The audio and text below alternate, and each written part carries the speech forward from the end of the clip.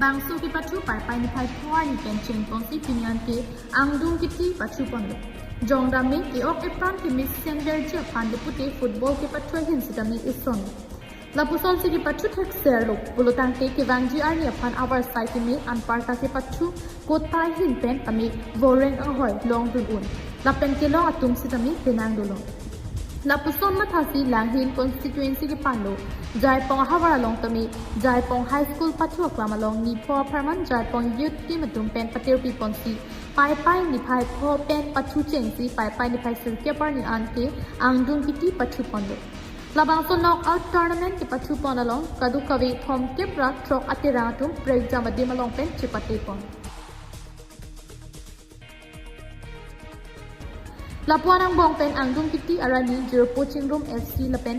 Oregon FC atirang atum ang bong si pathu pondo pathu bom mahut hin atirang sa dami ke thek serajok goal GP un AC puthot tiebreaker ang beng an lerok tapuson si tiebreaker ki pathu pon ahut zero coaching room FC atum 5 lapen Oregon FC atum 4 chapalong pen zero coaching room FC atum chapahay pon deto Labang sunok at tournament along best player kelong pon laki Oregon FC pen Mithinga Basumatri best goalkeeper laki Zero Coaching Room FC pen Jersong Tisosi Chepalong Pondo.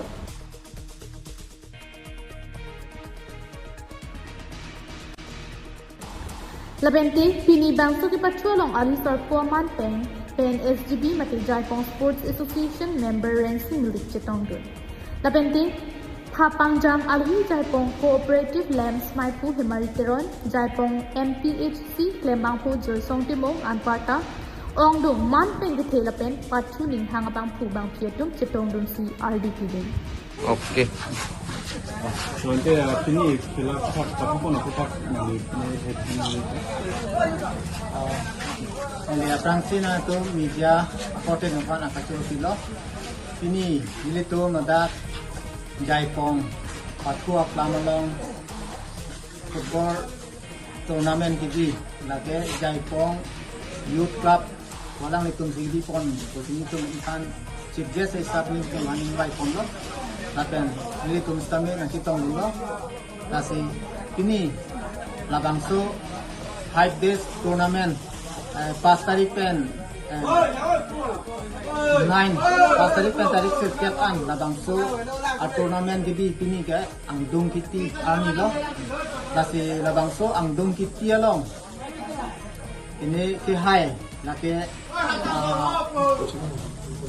coaching room News report KTV News.